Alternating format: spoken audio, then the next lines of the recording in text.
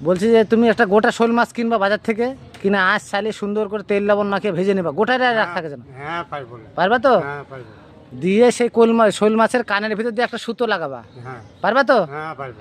দিয়ে ওইটা অমাবস্যার রাতের দিন হুম, ওইটা হাতে করে ধরে সাদা পাঞ্জাবি ধুতি পরে আর মাথায় একটা গেরুয়া কালারের ফেটি বাঁধবা।